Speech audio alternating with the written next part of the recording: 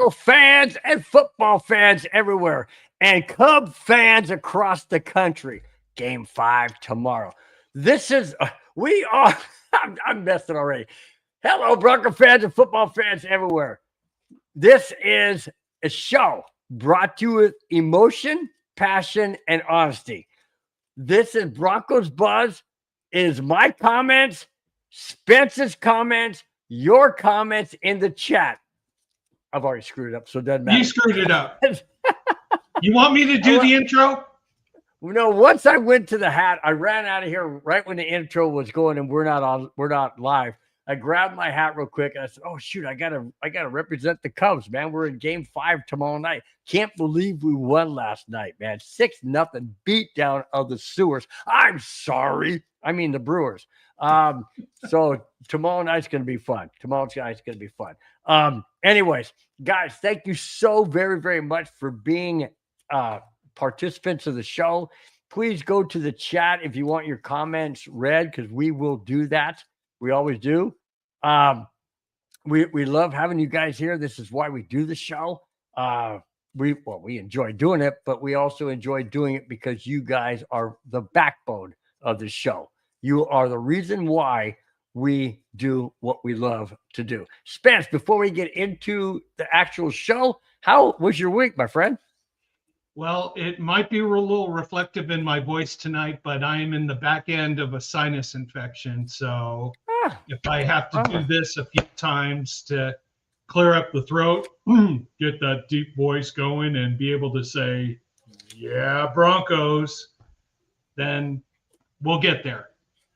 Just have Anna come up there and slap you in the chest every now and then. Well, hey, come on. Why do you think I'm married? You know, slap.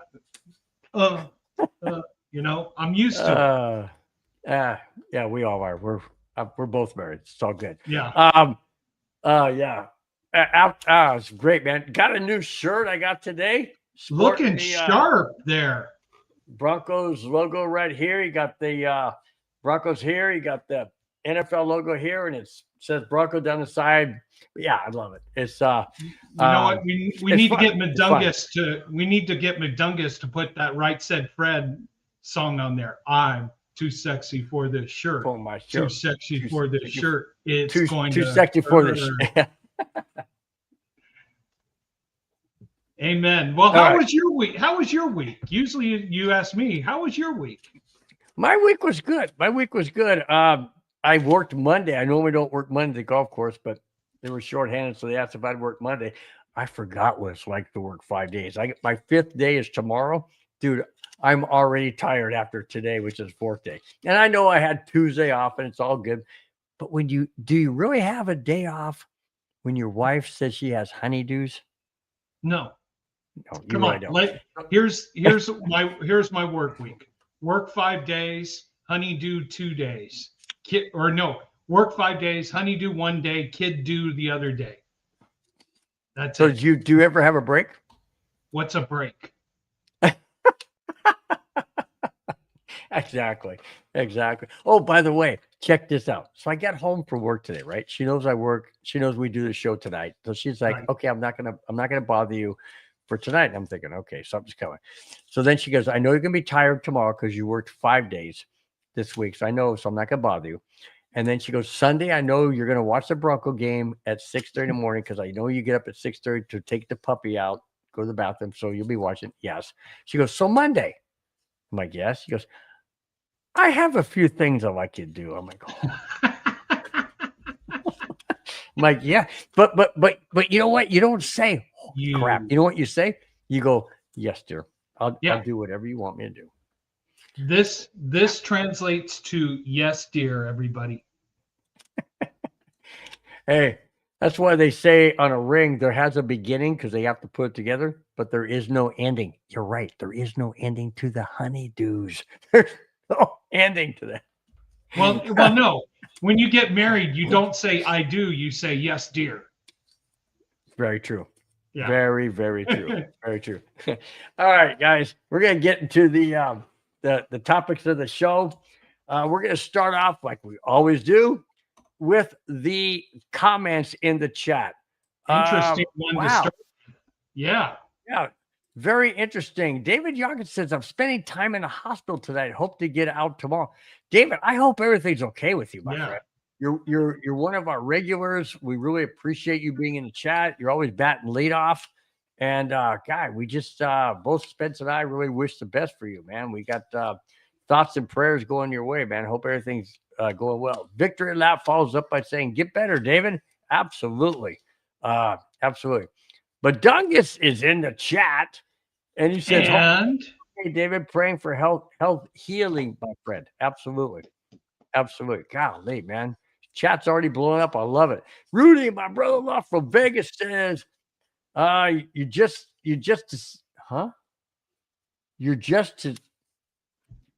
something about the shirt, but I don't know exactly what it says." I think he's leaving out a few colorful metaphors in between the words there. Why does he always call you Steve? Rudy says, hello, Steve and Bill. You know? All right, Alex Trebek. Yeah, okay, Alex. He's not Steve. But Doug says, I always tell my wife some vitamin D always helps boost the immune system. No. This boosts the immune system.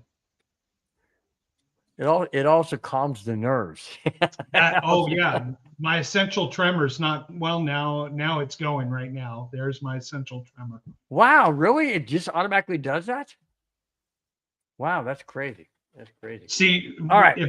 If give a quick medical thing. People who have Parkinson's, it's like hitting the brake pedal. You start slowing down.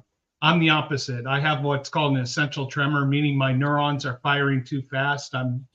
My brain going too fast, and that helps me have a little essential tremor. Wow. It's like does that bother you at work? Yeah. Oh, that's good. That's good. Don't even think about it. I could say something in relationship to marriage, but I will let it go. I will not bring that up. I will just let it go. I just moving on. Just got in trouble by the boss. Even my son's texting and said, Mom said stop talking crap about her. Honey, I love you to death, so okay. What'd you say bad? I said, yes, dear. Supposed to say yes, honey, I guess. Oh, God. Okay. Speaking of honey, which is a sweetener on top of a lot of things, the Broncos had honey last Sunday. Sweet things on a comeback win against the Super Bowl champ Eagles, down 17-3, entering the fourth quarter. Reminded me so much of Tim Tebow. Coming back in the fourth quarter when all odds were against him, and he would do it. The Broncos beat the Eagles 21-17 in Philadelphia. Yeah. In Philadelphia, after beating the hapless Bengals, and I'm sorry to say that, but they're hapless because they didn't have a quarterback. But we'll talk about the quarterback they did get. So on the heels of beating the hapless Bengals, they go on the road to the Eagles, who I thought they would no way, shape, or form have a chance to win, and won 21-17. And Sean Payton pulled out the 2-point conversion play that worked. 21-17 in Philadelphia. Spence, was that a statement game for the year that can propel them to greater things this year? Or was that an Eagles team who we saw last night lose to the Giants, reeling for whatever reason? I think that was a big statement game to start with for the Broncos. So what is the one thing I've been harping on for the first 4 games? Finish a game. Come into the fourth quarter, close out a game, dominate, and walk off the field. In the first 4 games, they scored a total of 20 points, had 5 punts, 3 turnovers, 2 touchdowns, 2 field goals, and a missed field goal. So they were not opportunistic in the fourth quarter. What'd they do in Philadelphia? Touchdown, field goal, stop them at the doorstep. This is going to be a huge momentum shift for the culture of the Broncos, for the team as the Broncos, as they go into now a little bit of an easier portion of their schedule. They face the Jets, they face the Giants, they face the Cowboys, teams that are wait a under minute. 500. Oh, stop right there, my friend. Giants are not a pushover at this point in time. Giants beat the Chargers. The Saints the just Giants beat the Eagles. Yeah, well, you interrupted me before I could get to that point. Sorry. That's okay. Sorry. That's all right. But to an easier portion of their schedule right now, or a more favorable portion, yes, the Giants are finding their rhythm. It's interesting how the Eagles, after that fourth quarter letdown where they just fell flat, stopped doing Eagles football, which is run first, then pass. What'd they do? Saquon Barkley had one run for 17 yards. The rest of the game, he had 5 rushes for 13 yards. He wasn't even a factor. The Eagles in total had 11 rushes for 45 yards. Last year, the run set up the pass for the Eagles. This year, they're flipping the switch, and they were trying to use the pass to set up the run. Both did not work. 6 sacks by the defense, an all-around good game, but the important thing is they woke up in the fourth quarter and closed out the game. That's the statement right there that they needed to deliver to get this team moving in the right steps moving forward. Now they go on a long trip over to London. They see my good friend Robert Wilson, Lord Wilson we call him, and have fun, beat the Jets, come back home, get a nice win against the Giants, have a little break, or face the Cowboys, go into an easier portion of the schedule. This is the time now. When I made my prediction at the beginning of the season, I thought they would be 3-2 at this point with losses to the Chargers and to the Eagles. They've had losses to 2 teams. Their 2 losses right now are to teams that have 1 loss and 2 losses, and by a total of 4 points. So right there, they're in the mix. Now is the time they build on this momentum and they go on a sustained winning streak here for the next 6 to 7 games. Okay. Following up on what you said, I read from Eagles podcasts or Eagles news things that Saquon Barkley has a knee injury that they are not really disclosing. It's not serious, but it's hampering. And that's why that's against the Broncos and obviously against the Giants, they're not using him as much. My question is, if he's not 100% healthy, why is he even out there? If he has a slight injury, or let's say, I think they called it a slight knee sprain, why is he even out there? To be as a distraction, to make them think they were going to do it. But take it from this. So Barkley had 6 rushes for 30 yards. The rest of the team had 5 rushes for 15 yards. Their running game was entirely ineffective against our Broncos. And what is the one thing we thought was our biggest weakness coming into this season? Our run defense. Yep. You go in against the Super Bowl champions who are feeling the pain right now. I mean, they have not looked spectacular in any games so far this year. And, this is what happens when you win a Super Bowl championship and most of your talent who is up for a big contract decide to go elsewhere. Philadelphia's got issues, and here they come into a Thursday night game in New York.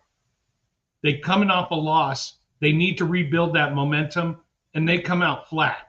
I mean, I applaud the Giants and Dart for what they did. And now what's going to be interesting is when we see the Giants next week, it'll be interesting to see what they can do on the road. The Giants, from what I've seen so far under Dart, are 2 different teams.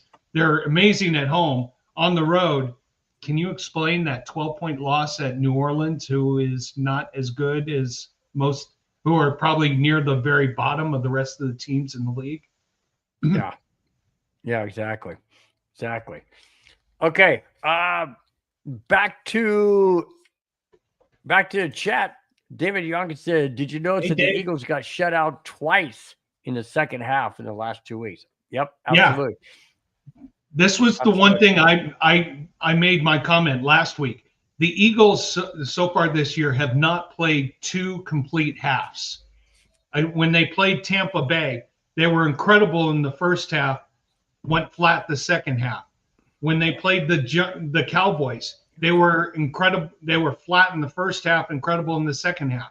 Against the Broncos, incredible first half, went flat the second half. Against the Giants, good first half, flat second half. They've got issues they've got to figure out right now, and they just have not played a complete game so far this year. Yeah, they're not the same team that won the Super Bowl, that's for sure. And neither are the Chiefs. I mean, holy smokes, man. The AFC West is up for grabs. The AFC West is really up for grabs. By the way, we're in first place right now. Yeah. Oh, I'm doing what Jerry Jones didn't do. Jerry Jones, we'll get to that. We'll get to that. Anyway, before we get to that, we got some other stuff. All right. Yep. Topic of the show by Madungus is called "Let's Go Streaking." Streaking? Oh, maybe he means this. We're going streaking! Yeah! Or maybe not. Anyways, we are talking about the Broncos going on a winning streak. Yes. Not a naked streak. But anyways, I thought that was funny, so I thought I'd put that. We hear you, David. Please don't. Anyways, I thought it was funny. Okay, so what? Second place. What's that mean? Big Bill D-Rock. D-Rock said, "Big Bill." I said, "What's up, Big D-Rock?"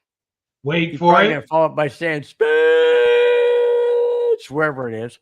Or is he going to go Steve? Or Steve. It could say, there it is. Spence. There it is.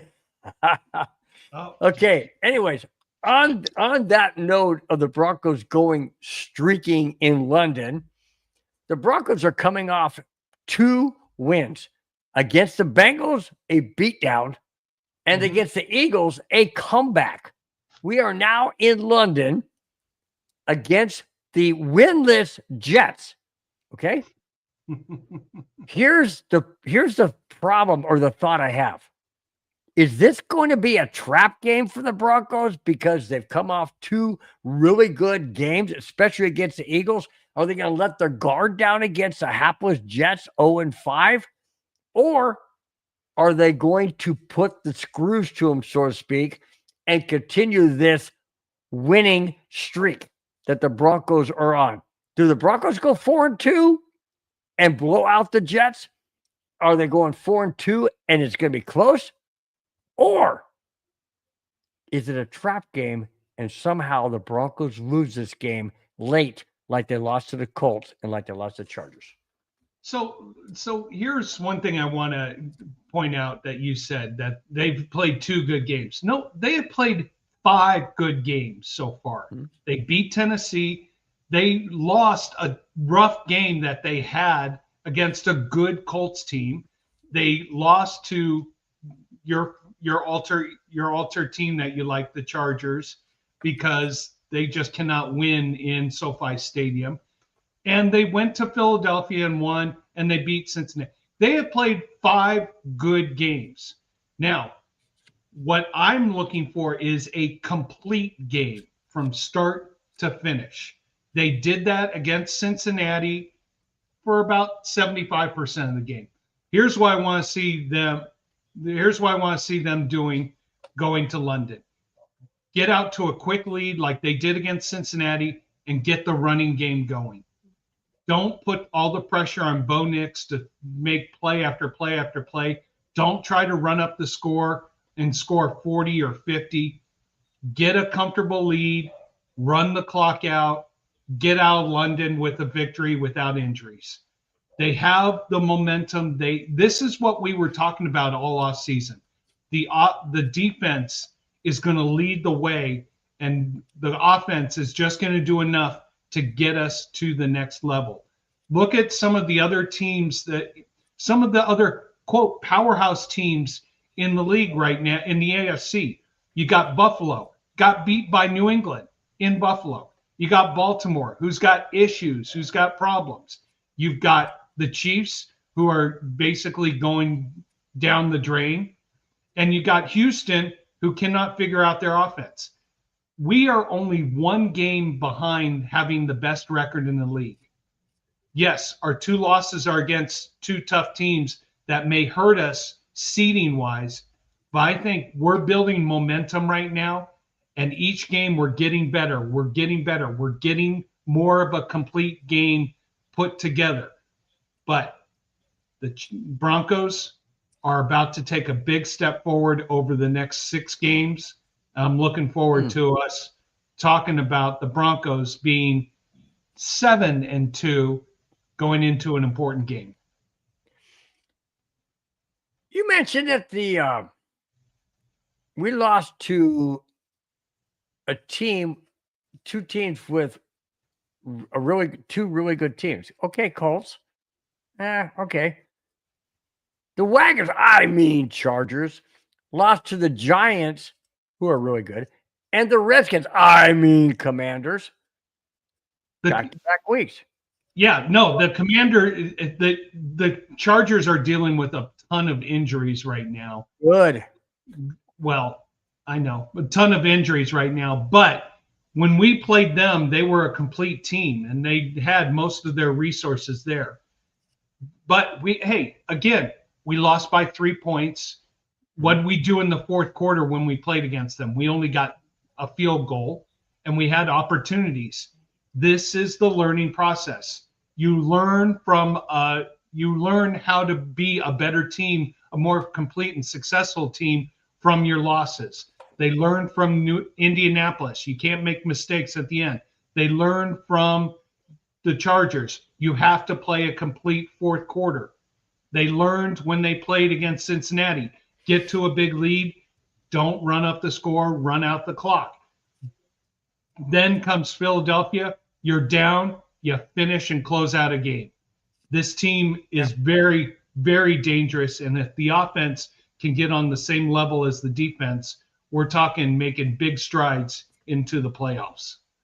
Absolutely. All right. David Yonkin says Broncos 35 and the Jets 10. I have it as Denver 31, Jets 20. What do you have it as? Denver 23, Jets 6. Wow. Lower score. Okay. All right. Anybody else want to chime in on that? Well, in the chat, we welcome you. Absolutely. But we'll move on to the next topic. Speaking of the Jets. Oh, yeah. There goes David Yonkin. Says, just imagine how this team would look if they played all 4 quarters. Exactly.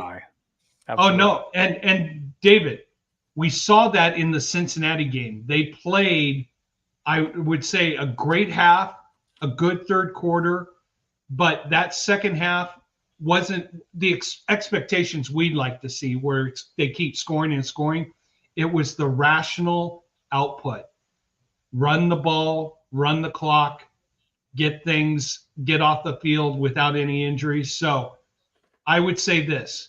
The game against Cincinnati was, in a way, a complete game. And they're coming off that game where they played a complete game to now a game where they played a complete fourth quarter, which is what we really want them to do. Ooh, D-Rock says 37-17. Wow. All right. Give up 17. The Jets, with all of their disarray and discombobulation, they'll be lucky to get a field goal or 2. They might get one of those, what we call in the betting world, insignificant touchdowns at the end, but we're covering the 7.5 or 8 point spread, definitely. Awesome. All right. Speaking of the Jets, who are in London to play the Denver Broncos this Sunday, 2 days from now, have a lot more things to worry about Oh, yeah. than the Broncos as their opponent, as well as who their quarterback is and where they're playing. Oh my gosh. This just broke 2 days ago. Listen to this. Holy smokes. New York Jets are a mess at 0-5. Well, things are getting worse for them. The NFL is looking into inappropriate conduct allegations. Uh-oh. It has been reported that former vice president of the Jets, Elaine Chen, is claiming sexual harassment against the team's president. Apparently, people are saying that she harassed the team president. Anyway, all right. She has filed a lawsuit because she was fired. Let me read some incriminating things, or not incriminating, but some things about the Jet. Well, it's incriminating. Ken said in her lawsuit that her husband was forwarded a copy of the anonymous email complaint. Anonymous? Okay. Email complaint and was interrogated about it by the Jets. Lawsuit said Fitzpatrick, her husband, confirmed the allegations and was soon fired. Though it did not detail Fitzpatrick's assertion or name him directly, but referring him only as Chen's husband. The Jets named Fitzpatrick directly in the response.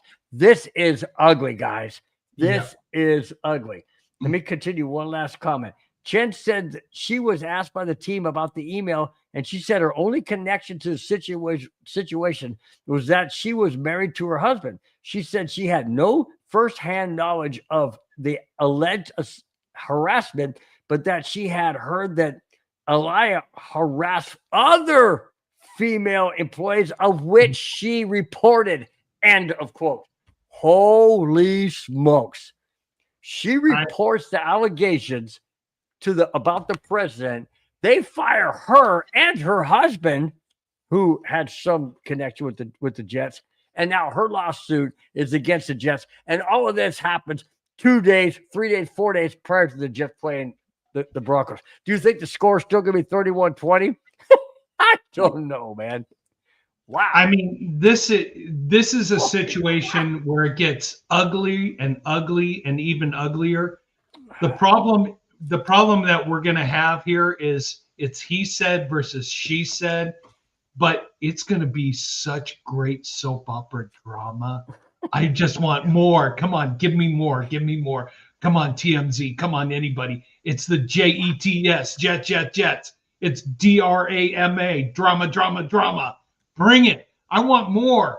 I mean, it doesn't end well. Crazy. We all know this. When one person in power says one thing, one person who's not quite in power says another thing, it never ends well. No one is going to be happy.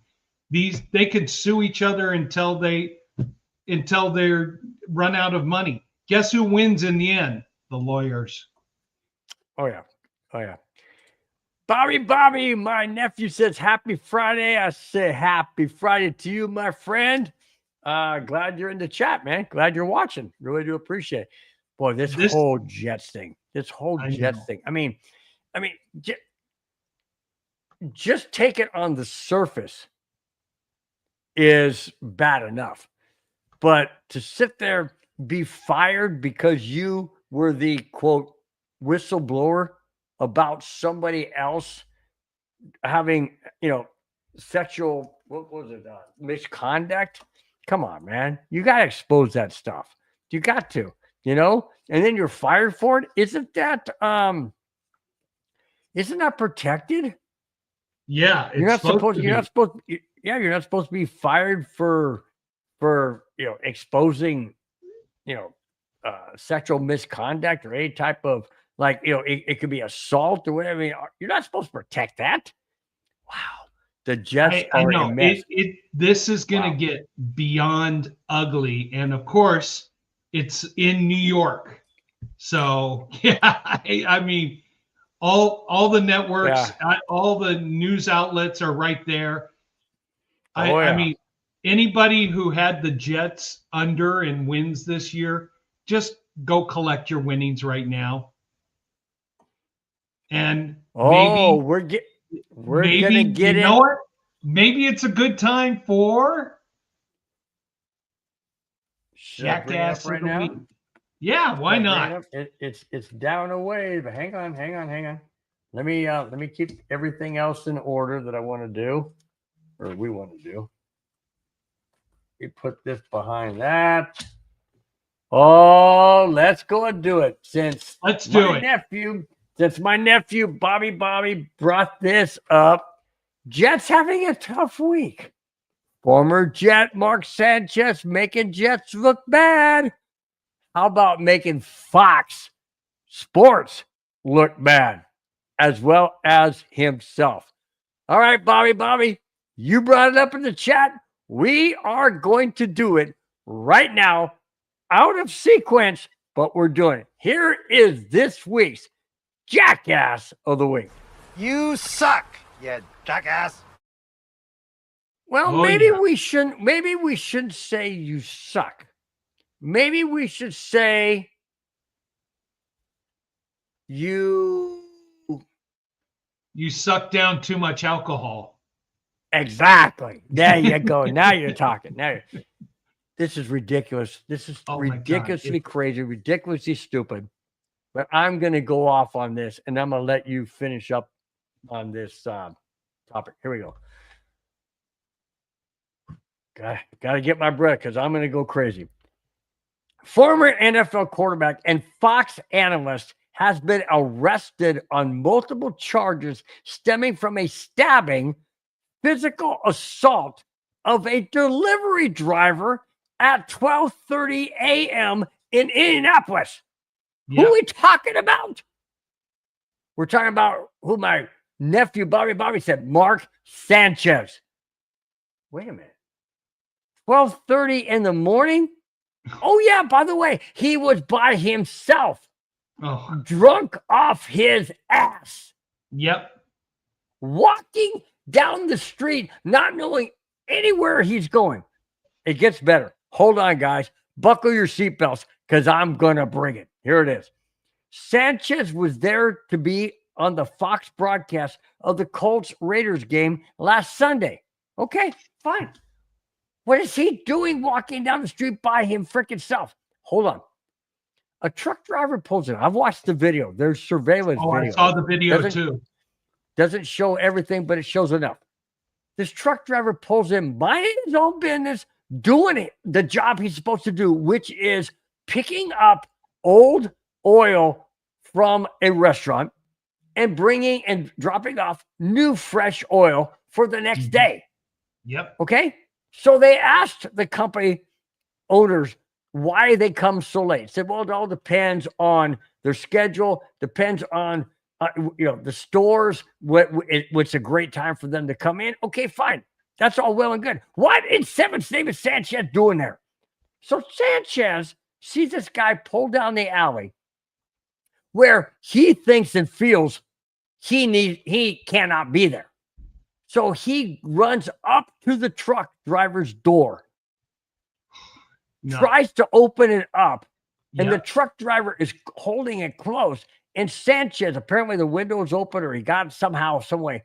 And he does something to this guy's face. I don't know what he had, but he slices his face from his ear to his mouth, gaping hole like that wide. Well, the truck driver defends himself. He pulls out a knife and stabs Sanchez in the side. Yep. Sanchez runs off. Yeah, up in the rear. Sanchez runs off, and the driver is bleeding. Sanchez is bleeding. They both go to the hospital. If you've ever seen the pictures, I've got it. I'm not going to show it right now, but I've got it. Go look it up. It's gruesome. It's gross. And here's the thing. Sanchez was originally charged with misdemeanor. Guess what? It's now a felony assault. Prison time is awaiting Mark Sanchez. Do you think Fox Sports is going to keep him on as an analyst? No way, shape, or form. My point in this is this. What in heaven's name is Mark Sanchez, age 39, doing out on the street at 12:30 by himself in Indianapolis, drunk off his, you know what? And NBC, or excuse me, and Fox does not know anything about it, doesn't protect him, is Fox now is being sued. Fox and Sanchez is being sued by this guy who was attacked. Is Fox reliable? Is Fox responsible for Sanchez? Or are those two different entities? Holy smokes. All I can say, Spence, is take it from here. I am done. So let's start with the easy one. Fox is not culpable in this situation. Fox did not put him in the situation at all. So whatever he tries to get out of Fox, it's greed. It's a lawyer who he hired who is saying, hey, let's go after everybody. Let's try to get. Fox will defend themselves to the end of time. Mark Sanchez's career is done. It's over. It's, you know what, his television career, whatever career he had for the NFL, is done. Nothing ever good happens after midnight. Yes, David Yonkin, nope. You and I said it at the same time. Nothing good happens after midnight at all. What's hat of the week? Yeah. I wonder what that hat's referring to. It can't be this one. So what Fox is doing right now from a contractual standpoint is they're going through their contract and they're looking for the behavioral clauses, what the clauses they have to do so that they can either terminate him, buy him out, get rid of him, whatever they need to do. Mark Sanchez is done. I mean, for him, first of all, to get you're in another city on a job for a professional broadcast organization, going out and getting trash drunk, wasted. Yeah. Why would you do that to yourself? You're 39 years old. Why would you blow your entire career? Why would you do something so stupid? Like I was talking to Madungus about this 2 or 3 days ago. And you know what he said?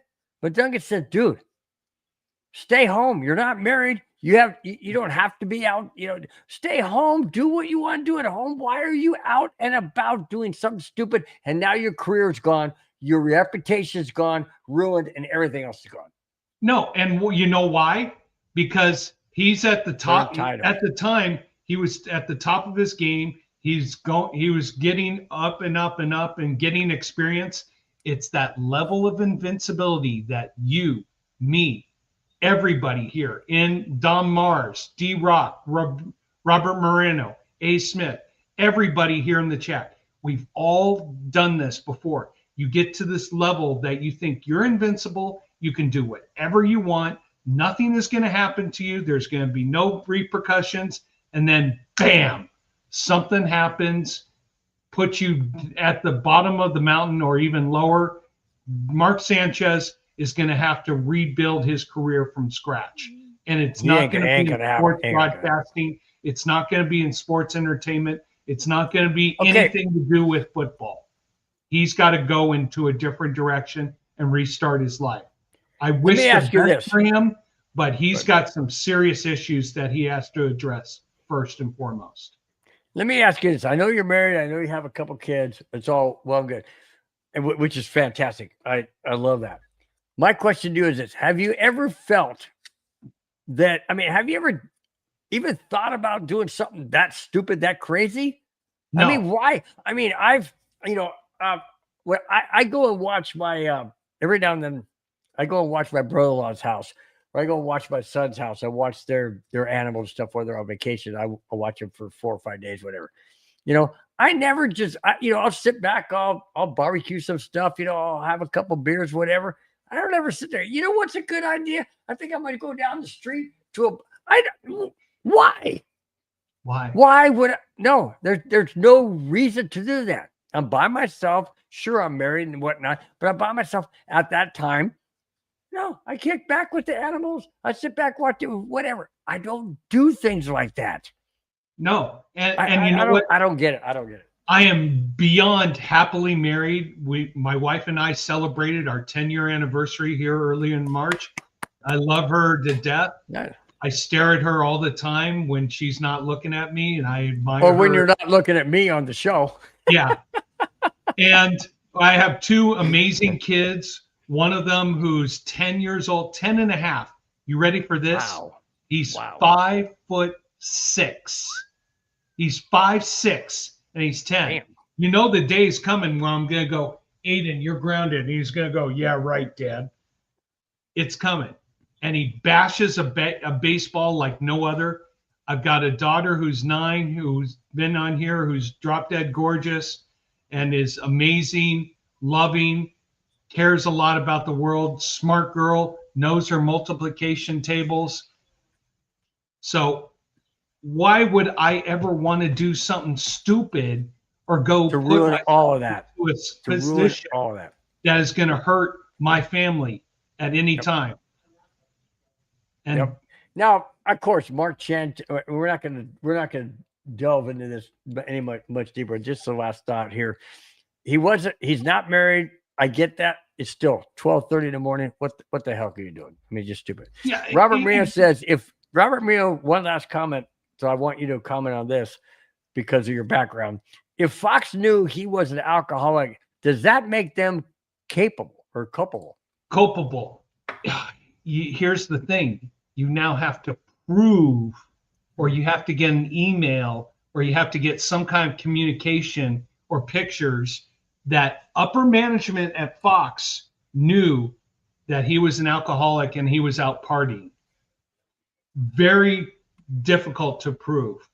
I think what the person who was the defending himself, what he's doing is he's seen an opportunity. He probably got with a buddy of his who's a lawyer, and it said, you know what? We can go after Mark Sanchez. That's no problem. Let's go after Fox. Let's go after millions. Well, because Fox has got the bigger bucks. Yeah. Well, let me translate what the lawyer was saying. Hey, let me do this so I can get rich off you and take these guys. I don't care about you. I want to get rich for this situation because I can go after Fox. That's messed up, man. But it's true. But it's messed up. It's true. It's true. It's true. Yeah. I have two very good friends who I've known since elementary school. Everyone will know Mark is best known for the butt fumble. That's David Yonka said that. David Yonka, how are you doing, man? You came on early on and said that you're in a hospital. I hope you're doing well. I hope everything's going well and you're doing a lot better, man. And if anybody doesn't remember that, what happened was, I forget exactly how that happened, but I think he turned and the ball was snapped that hit him right in the butt. That'd be the butt, man. No. What happened was he turned to hand it off. No one was there, and so he tried to rush up the middle and ran into his own lineman and fumbled the ball. That's what it was. New England returned it for a touchdown. Oh, Tony Vigil, thank you so much for being in the chat. Really do appreciate it. I don't mean to exclude you. A. Smith, thank you so much. I think that's Alex Smith. Thank you so much for being in the chat. Okay. Going back here. Tony says he made his bed, talking about Sanchez, and let him lie in it. Absolutely. Yeah. I agree. I thought A. Smith for a sec was my son because my son just got a cell phone. Oh, and wow. It's like, who knows what he's up to. Well, now. it could be. No, I texted him. He said, no, it wasn't him. So A. Smith, is that you? Alex, cheers to you. Thank you for being part of the show. Tony says single, drunk, whatever. Who cares? You're right. Let's move on. Well, no, David Yonkin with the best comment. What player doesn't drink or do something stupid? You got a good point there. Yeah, you got a good point. Absolutely got a good point. Oh, David says he's waiting for the nurses to bring his meds. Man, I hope you're okay, dude. I really do hope you're okay. Wish you all the best. Absolutely. Prayers and thoughts. No doubt about it, man. Amen. No doubt about it. Okay. We're going to back out of the Jackass of the Week and we're going into a different one, but here we go. You suck, you jackass. Now, we're going into one that is called Did I Do That? Okay, Here we come. Here it is. Did I do that? The owner of Dallas Cowboys, Jerry Jones, was fined $250,000, which is basically pennies on the dollar to him, but it's $250,000 to the NFL for his Go ahead.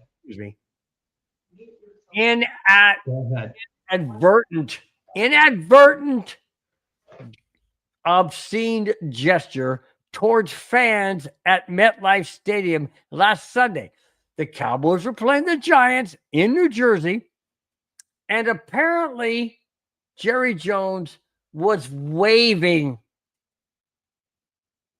to the fans. We continue.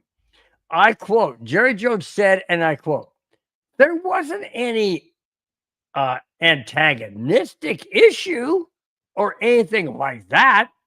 I just put up the wrong show on my hand. We're number one. Hang on a second. My intention was thumbs up. Whoa. My intention was thumbs up. Yeah. Because we just scored a touchdown. Hang on. You got your hand.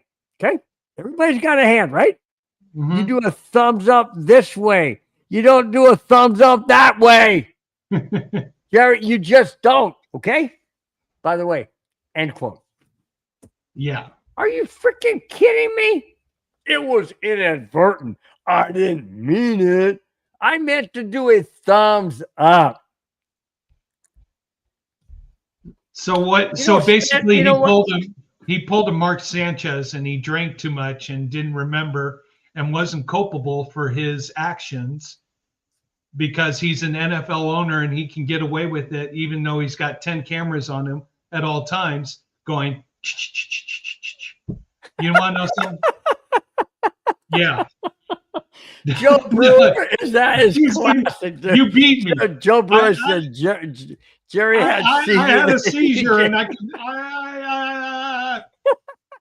you want to know what was Joe Brewer? So good. What was better Dude, that is the text of the night so far. That is so good. You want to know something? Play the song. Did I do that? Now this is the right time. Do it quick. Oh, I gotta do it. Okay, hang on. Did I do that? That's for you, Joe Brewer. That was so good, dude. That was so good, Joe. We got to end the topic on that one. That was so perfectly well timed, Joe. You know what? That was. Hey, no. We got to salute Joe. Come on, both of us together. That was great, dude. Come here. That seizure, that was good. That was so good. What's up? Who's over there? That's JoJo. JoJo, what is up? What's up, girl? She's like, good. I'm good. She's being a little shy right now. Oh, no. Joe Brewer, you're on a roll, dude. He said Jerry was just pointing at something. Yeah, he was pointing at the scoreboard. He's like, hey, guys, look at the scoreboard. He forgot the index finger. He went to the middle finger. Oh, well, whatever. Oh, my gosh. All right. Let's keep moving on. You guys are so great. As always, you guys are fantastic in the comments. Oh, always fantastic. All right. Tyreek Hill's time in Miami seems to be over after his blown out knee and multiple tendons and all that. Hill's agent, however, Drew Rosenhaus, has indicated Hill would like to remain in Miami. But CBS insider Jonathan Jones is reporting that Hill will be released not now, but at the end of the NFL season. Wow. Do you expect that to happen? Do you think that Hill, because he wants to stay, his agent's trying to work out a deal to keep him staying in Miami? Do you think, first and foremost, do you think Hill will ever come back to the status and career he had? No. I think honestly he is done. He's in his 10th year right now, so he can get, if he completes a full year, he'll get his 10-year, he'll get his retirement because of the agreement they have in the Players Association. But as I talked last week, with his speed and his agility, he dislocated his kneecap.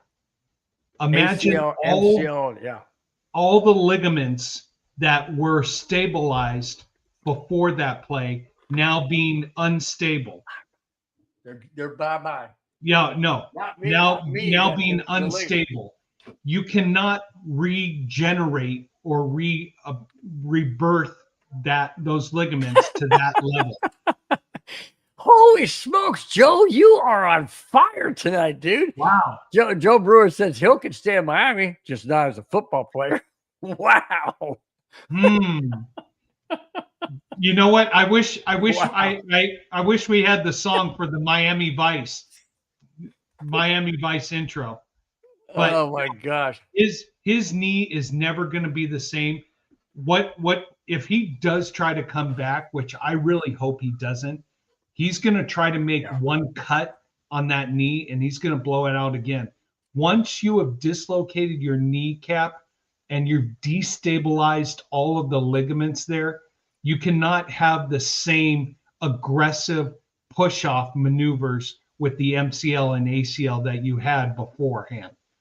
I think he's done. If he tries to come back, I don't want to watch it because it does not end well. Because when you've done it once to your MCL, ACL, you can repair it to get a standard activity of life back together. You do it a second time, you're risking more serious injuries long term. So I would just say this. I'm wishing the best for Hill long term. He's got other issues that he has to work with and grow up from. Yeah. But Bo Nix is going to be a father. Well, hang on. He may have the wrong person. Mega Dr. Dre. Thank you for being in the chat. Really do appreciate it. Thank you so much for your comment. He said, Bo Nix going to be a father. I don't know about that, but I do know somebody who didn't go to London with the Broncos right after the Broncos beat the Eagles and left Philadelphia to go to London. Okay. Was that your starting quarterback you wanted for the season? No, it was the guy who I thought if Bo Nix could. Anyways, after the win over the Eagles, Jared Stidham didn't fly with the team to London. Was he injured? No. Something a little bit more important. Instead, he flew back to Denver to be with his wife at the birth of their third child. He did fly to London this past Wednesday for the game that the Broncos play on Sunday. Congratulations, Jared Stidham. Yes. I mean, that's really cool. That's really cool that not only would you, obviously you want to be with your wife, and I totally get that. But what a great organization of the Broncos to say, you know what? We know you're our backup quarterback, but we want you and we condone and we allow you to go back there and then we'll fly you, whatever. What do you mean? Did you say condone? Not condone. I didn't mean that. What I meant was say, give their blessing, in other words. Give their blessing for him to go back to Denver and then, fly him out back, to London on Wednesday. I think it's fantastic. I think it's great that organizations do that because you know what that tells me?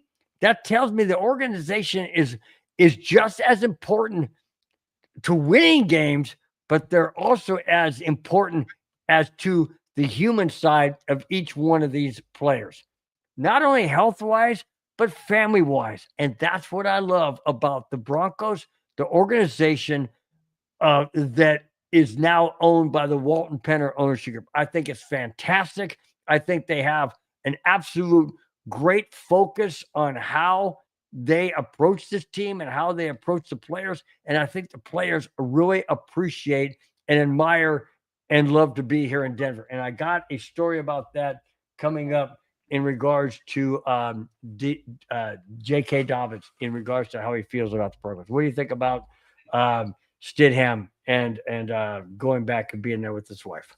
This is a reflection of ownership, because ownership is putting the family and the players first. The birth of a child is something very special, and you always want to be there. I wanted to be there for the birth of my 2 kids, and I'm glad to have been there.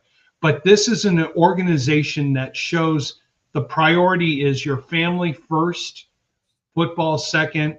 The organization is prioritizing that. And what that does, it helps build a better culture, a better unity from the top of the organization down to the bottom. They want you to take care of your family first. They understand this is a job. This is something that's not life or death. But as long as you have the will and the power to take care of that family first, you'll come back reinvigorated, a better person. Jarrett Stidham, I thank you so much for being the backup and being there. Take care of your wife. Take care of your kids. The position is going to be there for you when we need it. And hopefully there will be a game in the fourth quarter where we're up by 40 or 50 points. You can come in and flash your talents and your efforts. Nothing against Jarrett points. Yeah, nothing against Jarrett Stidham. I don't mean this in a mean way. I don't want to see him on the field this year unless it's in a mop-up situation. But congratulations on the birth of your 3rd child. Yep, absolutely. I don't know where this is going, Bobby. LL Cool J? Okay, anyways. There must be a song, but you forgot the next one. Dr. Dre, welcome to the show. Congrats to Stidham. Yes, Bo is having his first child. It was just announced. All right. Well, Mega, thanks for dropping that bomb. Really do appreciate it. That's why we love you guys in the chat. You educate us. You bring stuff in because first off, most of you don't know, but I get all these topics. I dig deep. I get these topics. I look into them from the game. The Bronco game is over on Sunday. I'm diving in Sunday night all the way through early Thursday morning. Then I give the topics to Spence, my co-host, and he goes over them, and then we do the show Friday. So it's very, very intense in what I do. I do a lot of stuff behind the scenes. So does Spence. So is Madungus getting all this put together. So it's an effort to get this. So when you guys bring topics like this, we love it. That's why we love the chat. That's why we love having you guys here, because you guys bring stuff in we may not be pervious to, but you guys educate us and bring it in, and that's why we love having you. Like I said many times, I'll continue to say it, you guys are the very backbone of the show.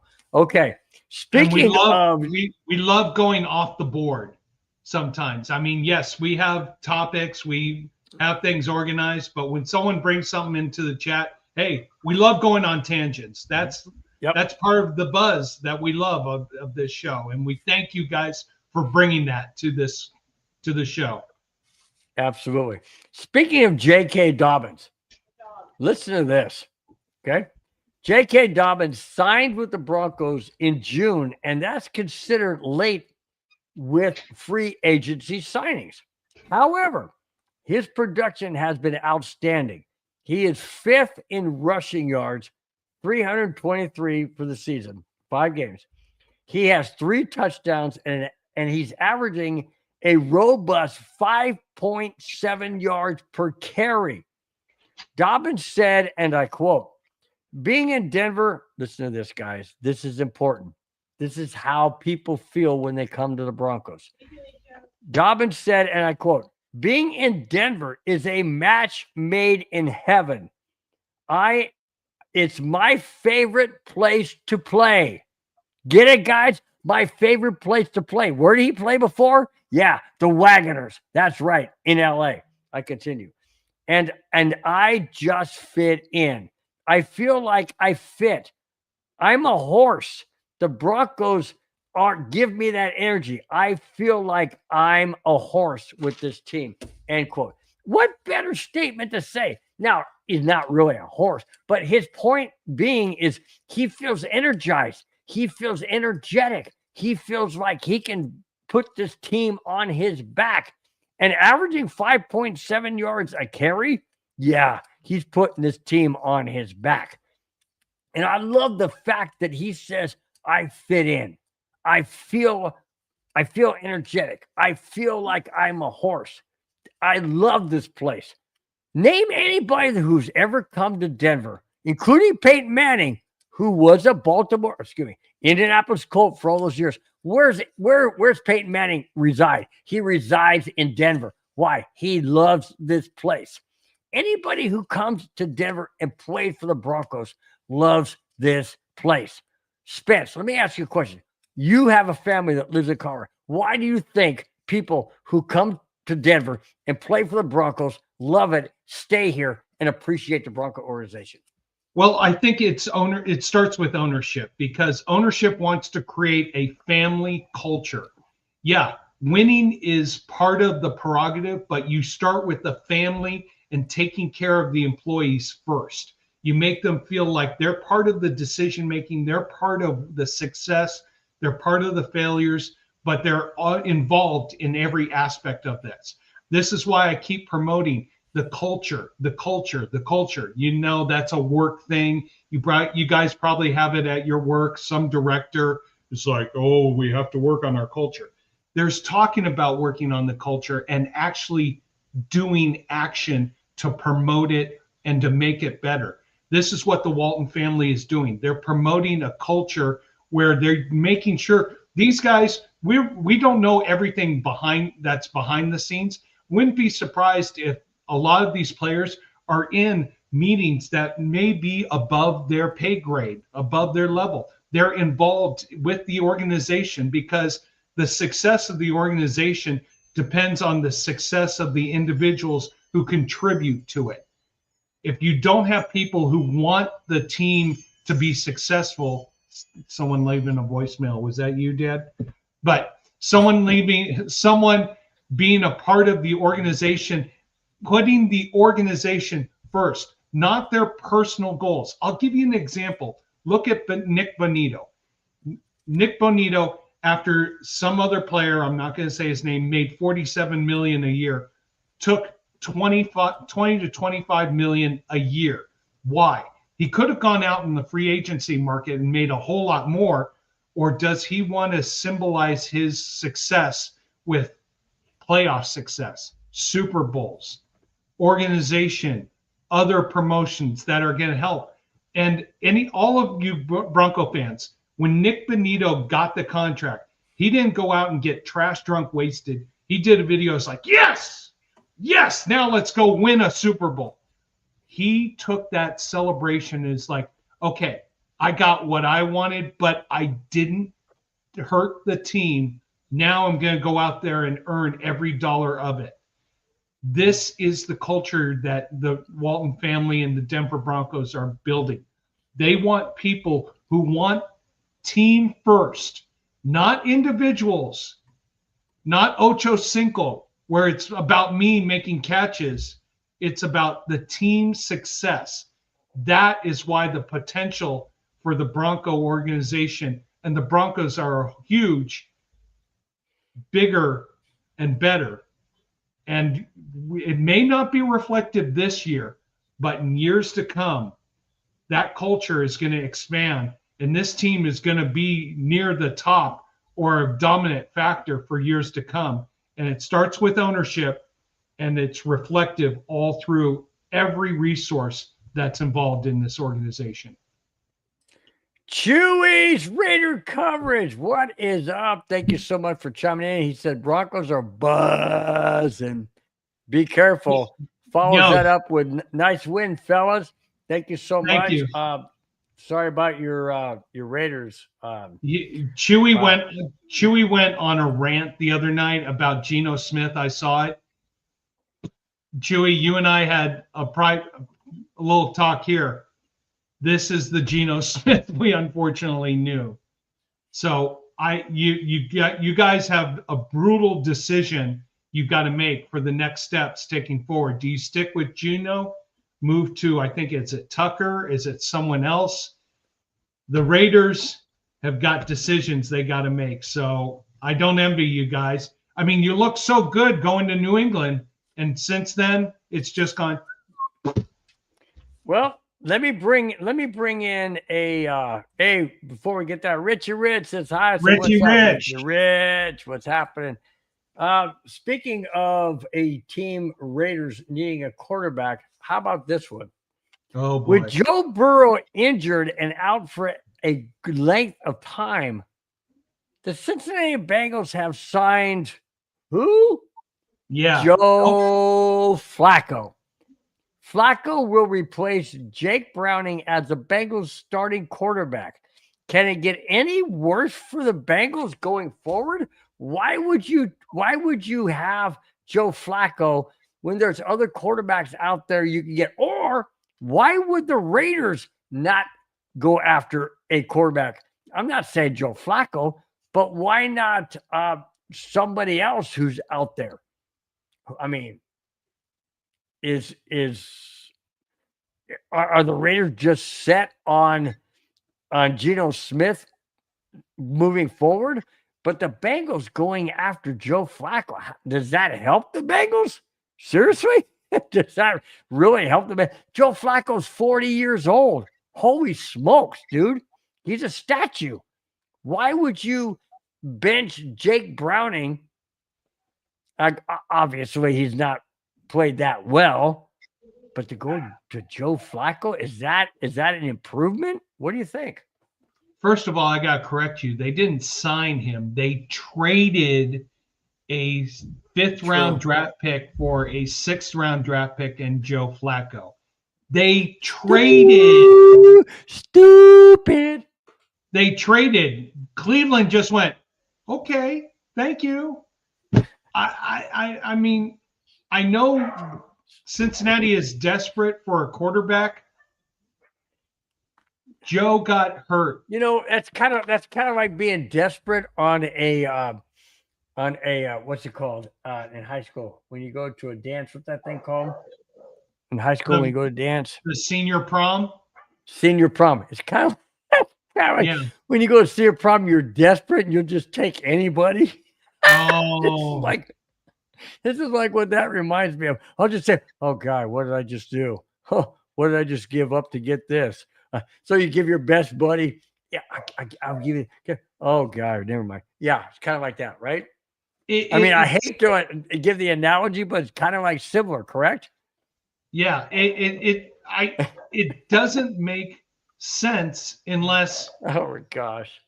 I mean, they're home against the Steelers, so maybe Joe Flacco knows the Steelers coming up. Richard Rich says, I'm sorry, I refuse to go to the prom. Guess what, Rich? You and I are in the same boat. I refuse to go to my senior prom. I asked. Why? Well, I asked one girl, she's like, oh, no, thank you. I asked another girl, she was like, Jeff, you want to go to the senior prom? I asked the third girl who was just like, who looked at me and went, ew. I was like, that done. Didn't go to my senior prom. You know what I did? I went on a double date, or I went on a date with a junior and who brought her friend along, and I'll stop there. Does Anna know about that? No, but she will now.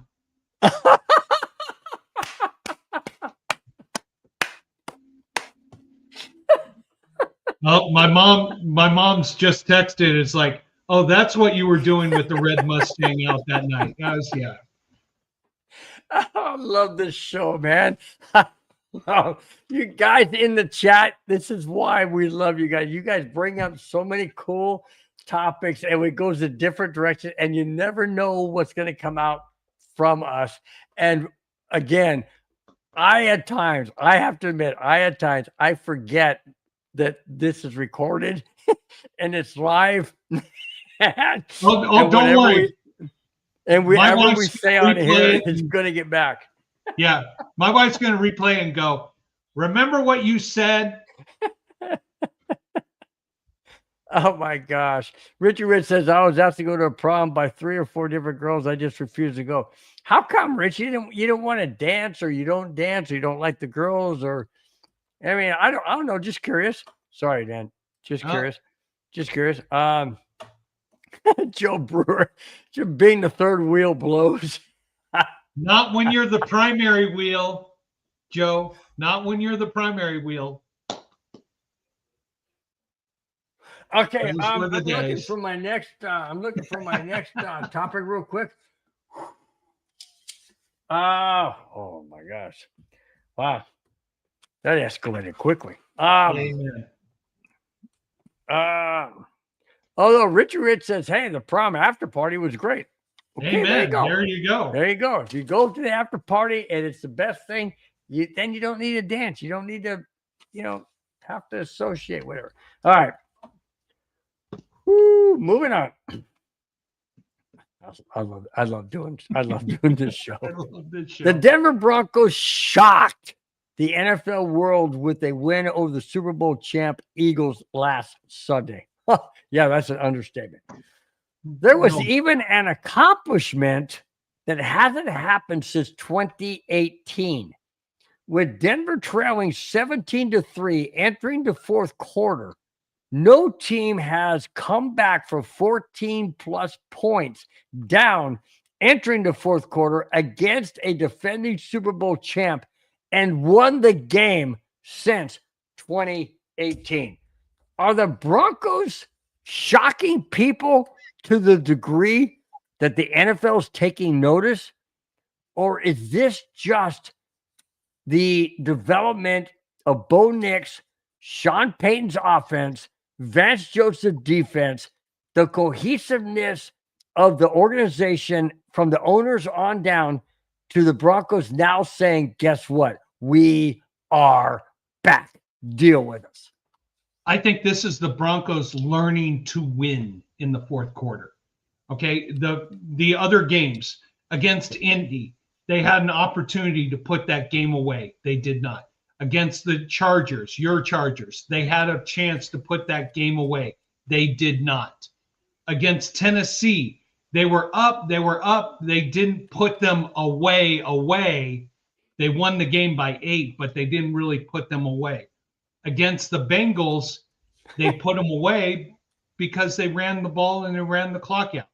Now they've got a situation where they learned how to come from behind and put away a team. This is going to be a building effort. That's why what I've been saying. They're going to be slow starting in the first quarter of the season, which they were. They have to learn how to win to take that big step forward. And I'm telling you right now, there's a great opportunity to take a big step to be on top of the AFC. Look at all the teams I talked about. Baltimore is flailing. Kansas City is flailing. Buffalo has proved to be. They're 5-0. They're 5-0. Buffalo's 5-0. No, they're 4-1. They lost to New England on Sunday night. They lost to New England? So there's no unbeaten teams? I was watching the Cubs game, dude. I don't care about football when my Cubs are playing in the playoffs. Yes, they lost to New England on Sunday Night Football and NBC. Wow. Okay. My apologies. I'm sorry I missed that. But anyways, continue. Okay. We're supposed to have our buzz on here. We got to know what's going on. Bill, come on. I do know what's going on. My Cubs won the last 2 games. Oh, this is Broncos buzz, not Cubs buzz. We talk about all kinds. Anyway, go on.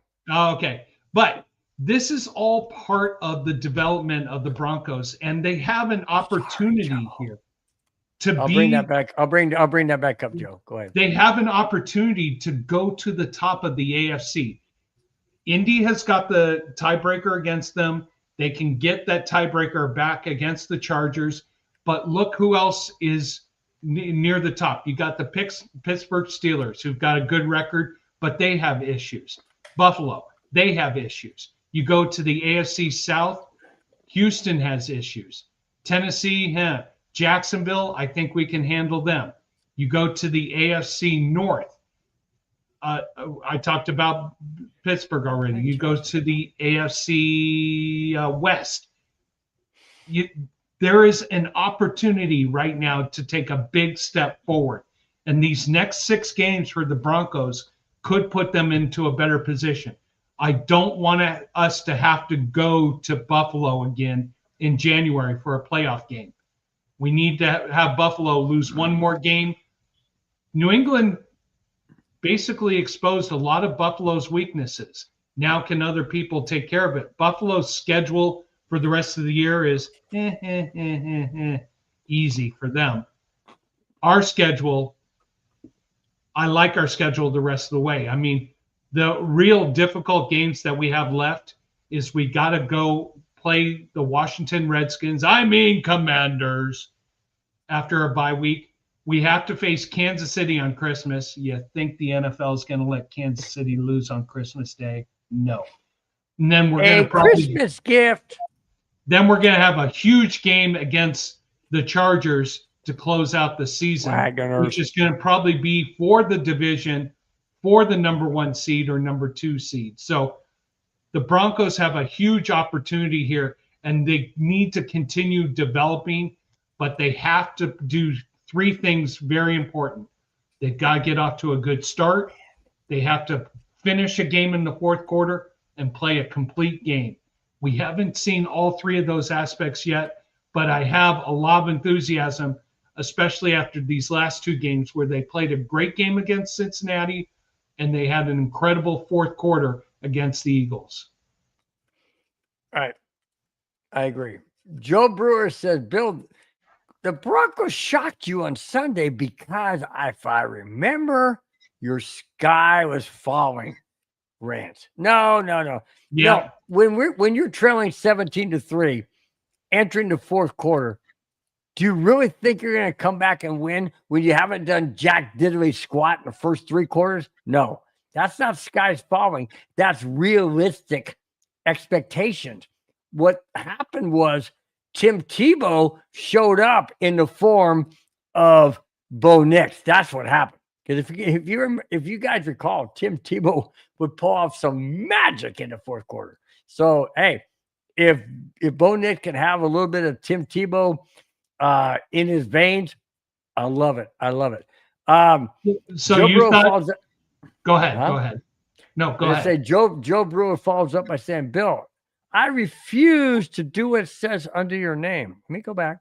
It says, let's go streaking in London. I'm talking about win streaks, not streaking. It says, I refuse to do what it says under your name with you. Yikes. You're a Cubs fan. There is no hope for you. 2016. Come back 2 games down in the divisional playoffs to force a game 5. I can't guarantee what's going to happen tomorrow, but I can guarantee there's a game 5. Why? Because we came back from 2 games down, 2 games to none. All right. So I had to address that because you picked on my Cubs. Okay. But did you, right. Bill, did you really think the sky was falling in the Broncos game? Did I do that? That was good. That was good, Spence. That was good. I wouldn't say. Okay, I would say. The sky was falling. I texted you during your. I know. I got. You can't. Yeah, you can never with the Broncos. You can never say they're out of it. Okay, and they proved to us in Philadelphia in a road game that they're never out of it, and that is the momentum builder that this team needed to now. Let me ask you: when you're down 17, seriously, Spence, I never asked you this. You're down 17-3, entering the fourth quarter. Broncos haven't done diddly freaking squat the first 3 quarters. Did you really expect we win that game? Honestly, be honest. No. Be honest. Okay, end of the fourth quarter or end of the third quarter, we're starting to drive. I thought there was just all I kept saying while my wife was out shopping and with the kids. We were doing stuff. I was just like, let's just get a score. Thinking of, get a score. Just get a score. There's always opportunity. You just have to take one step at a time. Did I turn the phone off? Did I turn the broadcast off? No. While my wife and kids were spending all my money, I was sitting to the side. It's like, come on, let's go. Spending all my money. I love it. That's what wives do, especially if you got kids. Oh, honey, the kids need this. My wife. My wife came to me today and she's like, you got your golf check today, right? I said, yeah. I want to get some stuff for the kids. I said, okay, is it for, Halloween? I mean, we don't give them a bunch of candy. We give them other things, practical stuff. She goes, no, I want to get that later. I want to give them just because I love them stuff. Okay, so what do you want to get? Well, Julian, he loves fishing now, and I want to give him a nice fishing tackle box backpack. And I'm like, holy crap. And then she goes, but I want Valerie to get her things that equal to the amount of Julian's. I'm like, and you said okay, right?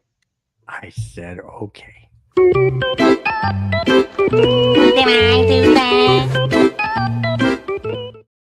Yes, I did that. Yes, I did. And you know what I said? Yes, sir. We'll do it. Yeah, the 2 words we are all, you're bound by this. I can't say that anymore. I have to say, yes, honey. Yeah. Joe Brewer is on a freaking roll tonight. Joe, you are amazing tonight. Women want to give the kids some things in code for hand over the wallet. Oh no. My kids are at that age where I have to now make sure I know where my wallet is, because my daughter's just like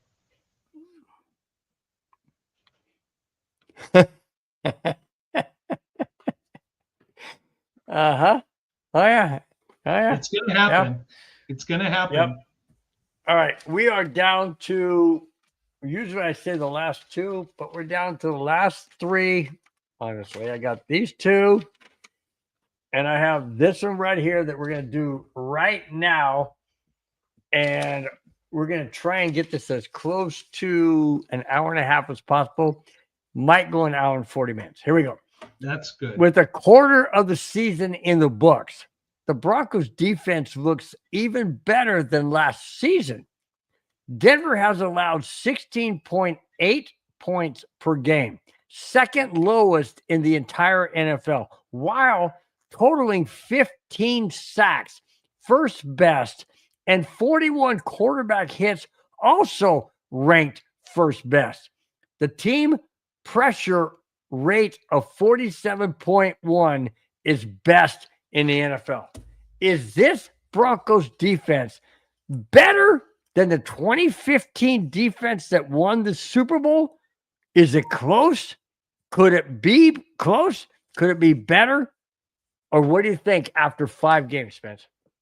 I think after 5 games, this defense is developing. Am I going to say they're better than the Orange Crush? No, not yet.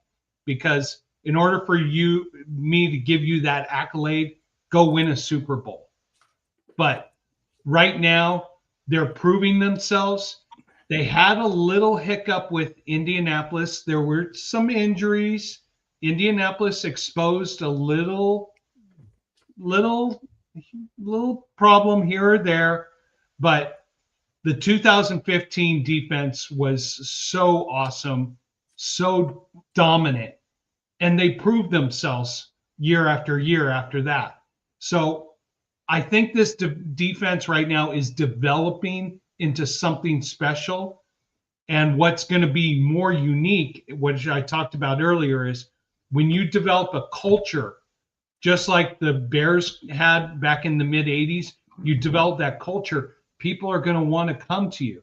Now, the Bears offense couldn't sustain what the defense did. That's why they didn't get back to any Super Bowls.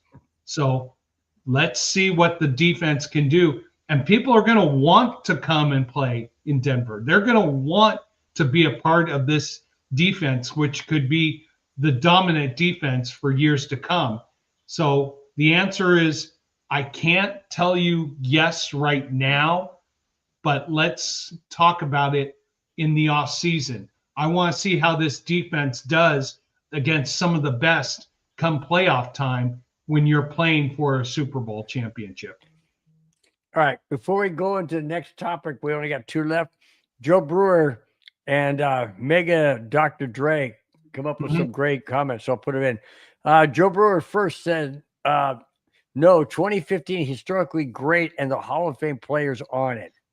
I would agree. Yep. He follows that up by saying, here's an answer. Would you rather have the linebackers for 2015 or the ones we have now? It's not even a question. That's not even a question. 2015. But I'm going to say this, Joe. Let's ask that question in maybe 2 or 3 years. Good point. Good point. When our defense is developing, we get more resources. Maybe we get better talent.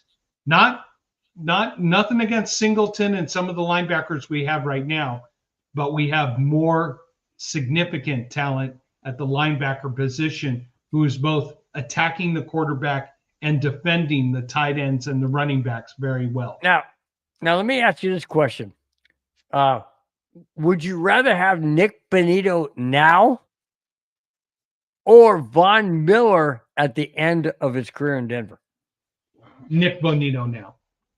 Okay. As much as I'm a Von Miller fan, I'm huge and everything. Nick Bonito has a ticker that is just running at an accelerated pace right now, even better than my essential tremor that I have in my hand. He is. Do you running... realize Nick Bonito? Do you realize, real quick? I'm sorry to interject, but I think it's going to be along your line. Do you realize that Nick Bonito is on pace to pass Von Miller for the most sacks in a Broncos season? Let's be patient. Let's not discuss it now. I think honestly, Nick Bonito. Ooh, Joe Brewer. How about Bradley Chubb or Nick Bonito? Nick Bonito, and here's why. Bradley Chubb can really cause havoc around the guard, center, and guard area. Nick Bonito can do it more wide, and if the quarterback gets out of the pocket, Nick Bonito can run him down. Nick Chubb cannot. So I like I like that aggressive. But Chubb, would I imagine Nick Bonito on the outside, Nick Chubb in the middle? There you go. Oh.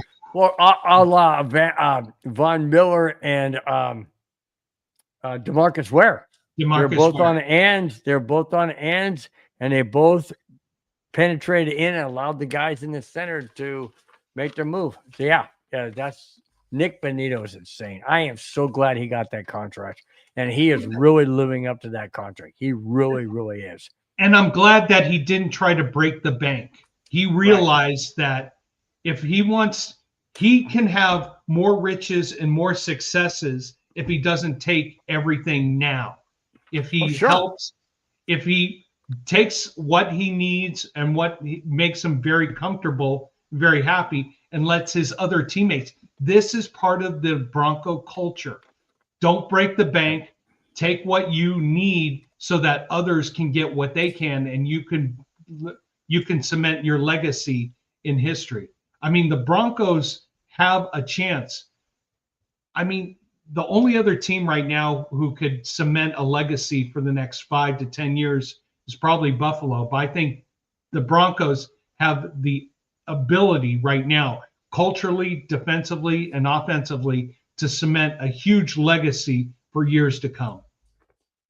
Yeah, I agree. All right. Last two topics. You want to come on the show? Come here. Come here. You want to come here? Come here, Bubba. No, that's my puppy. She'll look him. All right. Last two topics. Last Sunday in London, the Vikings played the Cleveland Browns. Okay. No big deal. The NFL uses overhead cameras on a wire to get a different perspective. We all love watching that different. They come down like this. They swoop around the offense and defense, whatever. Well, when the Vikings lined up for a field goal, kicker Will Reichhand's kick struck the camera cable and went wide and missed the field goal. The official rule is to do a re-kick. However, the NFL concluded that it had no clear view of the ball striking the cable. Really? So Yeah. let me ask you this. If a camera's on a cable and the cable gets hit, isn't the camera going to go shake? And in the camera trailer, they have monitors showing every single thing within the stadium that a camera is showing. So if a camera above the field and a football hits either the camera or the cable, it's going to shake. Hello?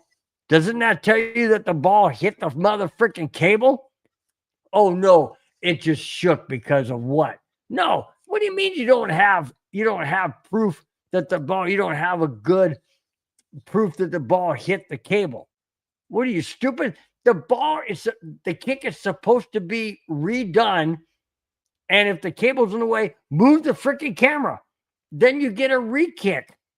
That's the NFL rule states that. But when the NFL comes out and says, oh no, we don't have conclusive evidence that it hit the cable.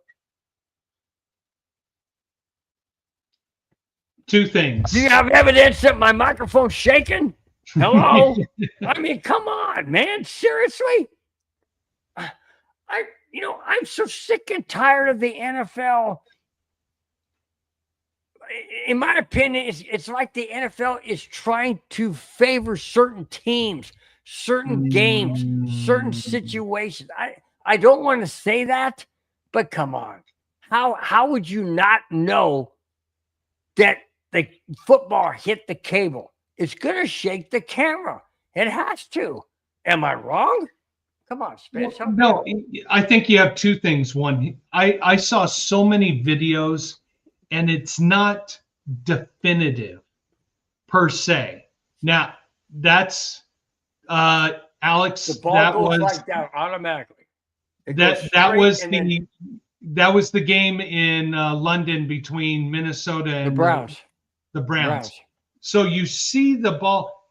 I've seen videos where they zoom in and you don't quite see it hitting it. You see the ball is starting to fade right as it gets to it. Now, there's nothing definitive. Here's the other thing. The NFL is covering up for a screw up. They are just taking the political response. Well, we don't have any definitive sight of this, and we could not foresay. So basically what they're saying, after further review, the play stands. First down. Yeah. The NFL, I don't think, wants to really say, for example, oh, some kid who was operating the camera who should have known better screwed up and ruined his career. Didn't raise it up or move it out of the way. Yeah. Didn't move it out of the way. By the way, if you know the NFL and you know football, and this wasn't a rush to do the kick, wouldn't you get the camera out of the way? Really? Really? Really? Exactly. And so this is one of those. I know we want to be right there behind the kicker as he kicks it. I know we want to have the view, but when you interfere with the game itself, that's on you guys. Now, again, the NFL, I know the stance they're taking. They don't want us to go, you, our broadcast partner, you were at fault. It was your fault. You bad. You, by the way, you jackass. oh, by the way, can we renegotiate our contract for another 7 years, tripling our fees to us after it's your fault. You are bad. Triple our fees, triple what we're going to charge so that you triple all your sponsors and you put. Wow. Joe Brewer just nailed. Joe Brewer, you have been outstanding tonight, dude. I am serious. You have been money tonight in the chat. Says camera probably has a button that moves it out of the way on a preset, and someone in the booth didn't press the button. Yep. There you go. There you go. But the NFL's not going to take responsibility for it. Joe, of course the NFL favors their new favorites look at Patty Mahomes and Brandon? Who's Brandon? It's a new guy on the block, Oh, well. New guy yeah, whoever. But yeah, but going back to the camera thing, that yeah, I mean, they need to own up. They need to take responsibility. They're not going to. They're not going to because it embarrasses their broadcast partner who's paying the NFL a lot of money. They can't do that. Yeah, it's sad. We are now at the last topic of tonight. Yeah, it looks lengthy, but hold on, guys. This is a fun one. This is a good one. He meant Brady. Yeah, I know. I showed it. Okay. People talk about head coaches' tree, like the head coach tree of Tom Landry, the head coach tree of Bill Belichick. How about the John Elway tree? Huh? The John Elway tree? He was never a head coach. No, GM Elway tree. Listen to this. This is really cool. Former Broncos GM John Elway has a GM tree. We've heard of head coaching trees, but now Elway has one also. GMs Darren Moji of the Jets, John Lynch 49ers, John Spytek Redskins, Commanders, Dave Ziegler Titans, and Champ Kelly, who was with the Raiders in 2024. Matt Russell, who was director of player personnel in Denver, said, and I quote, "I don't know if there is a record for GMs out of first place. In other words, being first place for GMs being a GM tree, but this has got to be extremely close." End quote. Spence, what do you make? I know a lot of people have been negative on John Elway for the whole his friend, passing away and falling off the golf cart. We're not going down that road. But a lot of people have said that John Elway as GM really didn't do all that well after just getting Peyton Manning, but he did sign Von Miller and other players, all that. What do you make of the John Elway GM tree? As I pointed out, those players or those former people on his staff that are now GMs on other teams. What do you make of that? I'm torn because John Elway may have been a great person, may have been a good GM. He wasn't good at drafting. That was his part. And maybe these guys, I want to give them credit. Sometimes you learn how to be a better person going through a situation where you go, huh? What? Why'd you do that? You know what? I can't give Elway credit here. I really can't, because if Elway had more credit, he would have had more Super Bowls. He would have had more. He you know what Elway gets credit for? Bringing Peyton Manning to Denver. And that helped us with a Super Bowl. After Along that, with DeMarcus Ware. After that, look at his quarterbacks he drafted. Okay, well, Love you know Tim what? Tebow. You're onto something. Joe Brewer said, I would not call Lynch a part of Elway's tree. Follows out by saying Elway also is known for screwing things up with Elvis Duberville and others on contracts. Yeah, and that's where I want to give Elway the benefit of the doubt. He tried. And if you've ever had a chance to meet John Elway, which I've had, nice guy. Yeah, have you met? I met Elway too. I got a picture right up there. He's right there. you ever shake his hand? Right there. He's got a monster hand.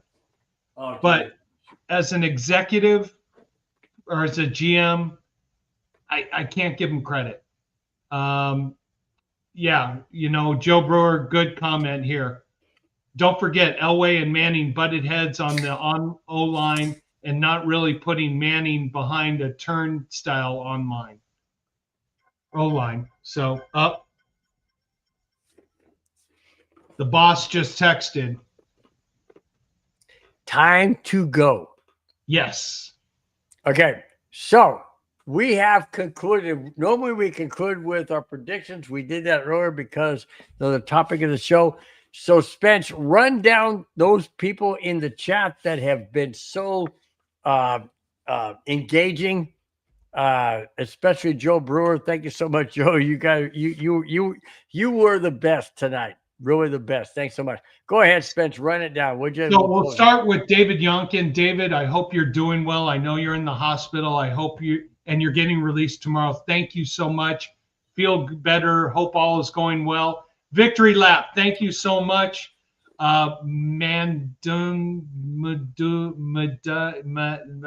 can't pronounce it. Rudy Torres, thank you so much. D-Rod, thank you so much for your comments. A. Smith. Now, is it Alex Smith? I know it's not my son, Aiden Smith, but Aiden popped in here with his Chargers jersey and went, ha, ha, ha, ha, ha, ha, during the show. So both of you guys, thank you so much. Robert Moreno, thank you so much for your comments. The Chargers. Yep. Tony Vigil, thank you so much for your Joe Brewer. Well done tonight. I'll tell you this. Joe was spot on. I'm going off the cusp. If Joe Brewer does that again, we may have to have him live on the show with us. I'm throwing that out. Throwing that out. Dom Mars, Don Mars, thank you so much. Dr. Dre, thank you so much for your comments. Really appreciate it. Richie Rich, thank you so much for being a part of the show. Love your show you do on the MHRT network. Chewy, I know your Raiders are struggling. We feel your pain. Thank you so much. Finally, to my beloved wife, Anna, for her comments saying, stop saying yes, dear. So I've got to get out of here because if I don't, then I'm going to be in yes, dear trouble. Take it away, Bill. Give me 1 minute. Guys, thank you so much, as always, being in the chat. We love you each and every Friday. We are live. We won't be live next Friday. I'll talk to you about that, Spence. We won't be live next Friday. I'm going to my grandson's baseball game. I missed it all last year. I've got to go to his game. So I'll talk to you, Spence. If you can do it Thursday or if you can do it Saturday, let me know which day. If not, it's okay. Guys, we will let you know when we're going to do it. I will be doing it either Thursday or Saturday, one of those 2 days. In any case, guys, thank you so much for being in the chat. Love each and every one of you each and every week. Have a fantastic weekend. Go Cubs tomorrow night. See you guys next week, Broncos. Thursday or Saturday. Fast lane when I pass in the street, bag of money in the passenger seat. Simcoe's been asking for me on the road from the west to the east. Way up, I might never come down, cause the coast racking up the flight miles. So high, I might never come down, so what, this is my lifestyle.